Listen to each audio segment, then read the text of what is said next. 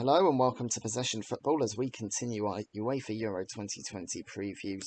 Moving on to take a look at Group C's first team, the Netherlands. They failed to qualify for the 2018 FIFA World Cup, but bounced back in the UEFA Nations League, winning their group ahead of France and Germany, beating England in the semi-final but losing to Portugal in the final. They qualified second in Group C. In the next Nations League campaign, they came second in their group, behind Italy, but ahead of Poland and Bosnia and Herzegovina. They've started 2022 FIFA World Cup qualifying with 2 wins and a loss, and they have 2 friendlies coming up. A game in Portugal against Scotland, and then one at home to Georgia. They're in Group C with Ukraine, Austria, and North Macedonia, all in Amsterdam. Well, let's have a look at their qualifying results. They won every game again, apart from 2.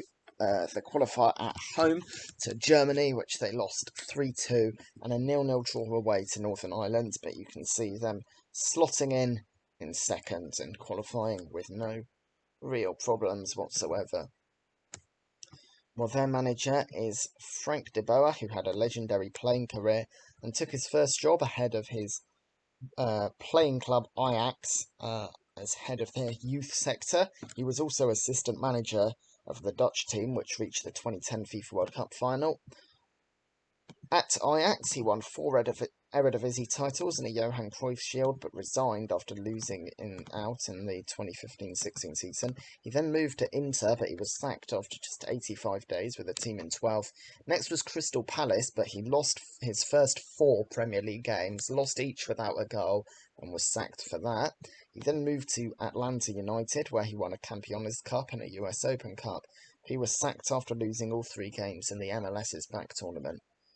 In 2020, he took the Netherlands job, so let's have a look at those trophies and awards.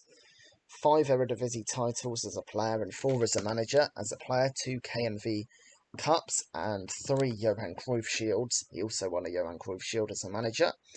As a player, he also won a UEFA Champions League, a UEFA Cup, a UEFA Super Cup, an Intercontinental Cup, a La Liga title, and an Emir of Qatar Cup.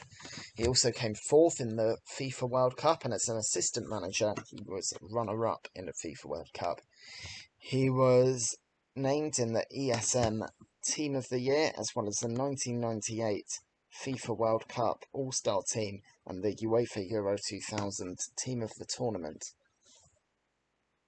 As a manager, as well as those Dutch titles, he's also won the Campeones Cup, the US Open Cup, Amsterdam Coach of the Year, the Rinus Michel Award, and JFK's Greatest Man Award.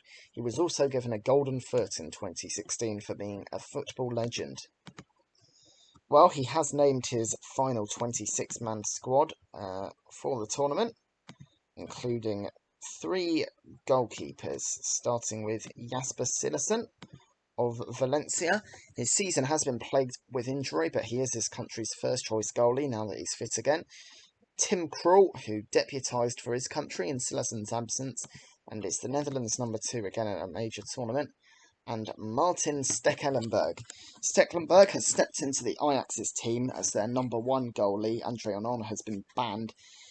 His good form has earned him a call-up as third-choice goalie at the final tournament. His last cap was in 2016.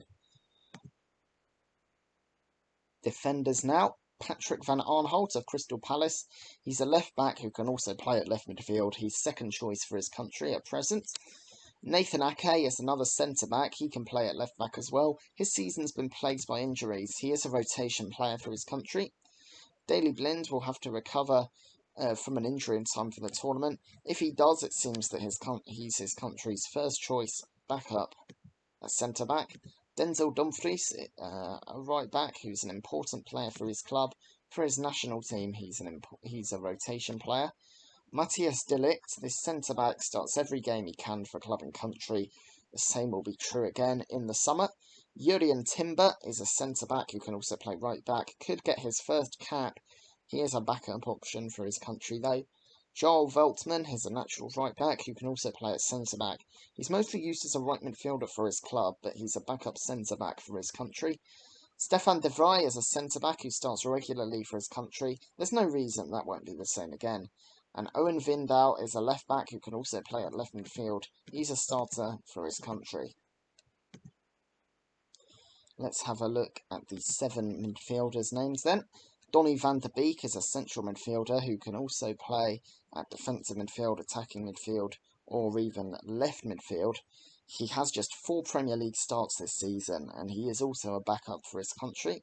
Ryan Gravenberg is a central midfielder who can also play at defensive midfield or right back. He's a backup for his country. Frenkie de Jong is a central midfielder who can also play at an attacking midfield.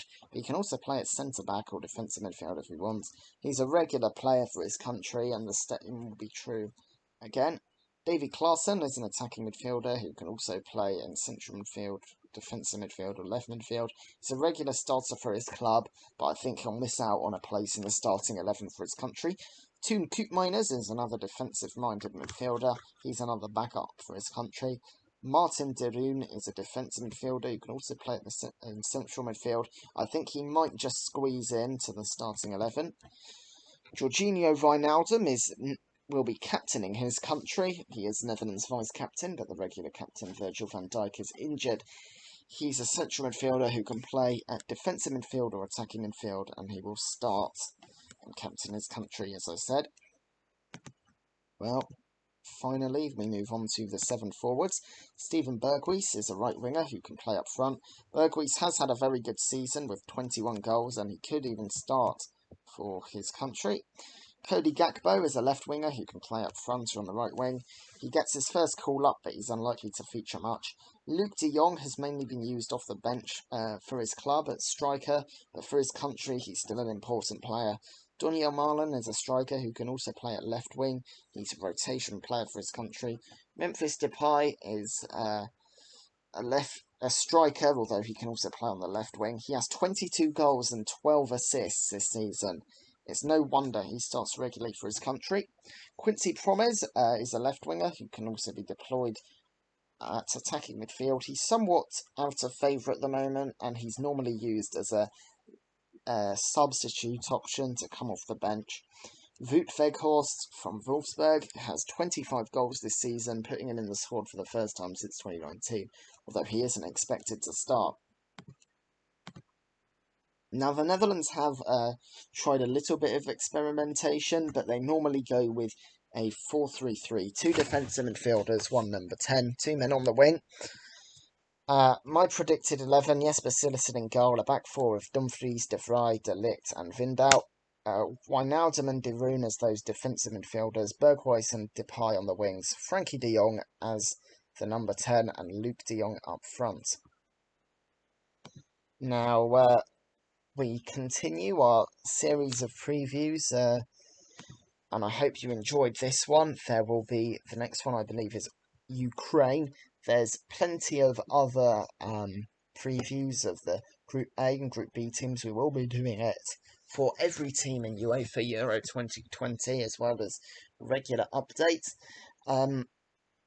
We'll also be looking to cover Copa America, which has now been thrown into further doubt with the news that Argentina has now been stripped of its hosting rights because of a surge of COVID-19 cases in the country. So both co-hosts are now no longer the host. We don't know what's going on with that, but we'll see if Copa America does go ahead.